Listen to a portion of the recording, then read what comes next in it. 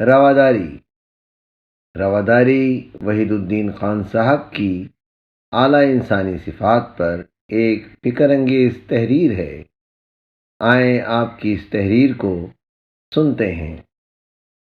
رواداری ٹالرنس ایک اعلیٰ انسانی اور اسلامی صفت ہے۔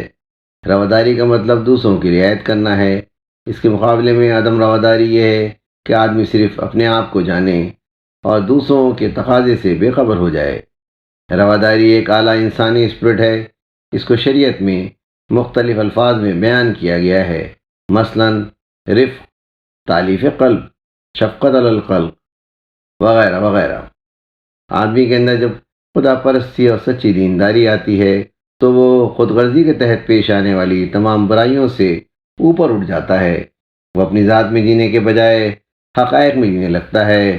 ایسا انسان عین اپنے مزاج کے مطابق دوسروں کو محبت کی نظر سے دیکھنے لگتا ہے۔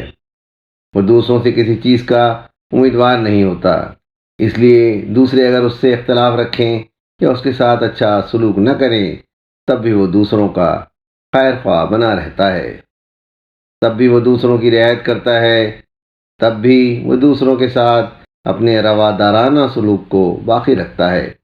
رواداری یہ ہے کہ آدمی ہر حال میں دوسرے کی عزت کرے، خواہ وہ اس کے موافق ہو یا اس کے خلاف۔ وہ ہر حال میں دوسروں کو اعلیٰ انسانی درجہ دے، خواہ وہ اس کا اپنا ہو یا غیر۔ وہ دوسروں کے معاملے کو ہر حال میں ہمدردی کا معاملہ سمجھے، اور دوسروں کی طرف سے بظاہر غیر ہمدردانہ سلوک کا اظہار کیوں نہ ہوا ہو۔ رواداری کا مطلب دراصل دوسروں کی رعایت کرنا ہے۔ اجتماعی زندگی میں لازمی طور پر ایک دوسرے کے درمیان اختلاف پیش آتے ہیں۔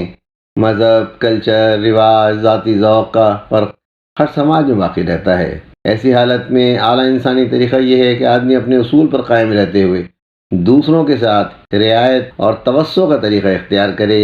اپنی ذات کے معاملے میں اصول پسند ہو مگر دوسرے کے معاملے میں روادار۔ وہ اپنے آپ کو اپنے معیار کی روشنی میں جانچے، مگر جب دوسروں کا معاملہ ہو تو وہ رواداری اور وسعت ظرف کا طریقہ اختیار کرے۔ یہ رواداری انسانی شرافت کا لازمی تقاضا ہے۔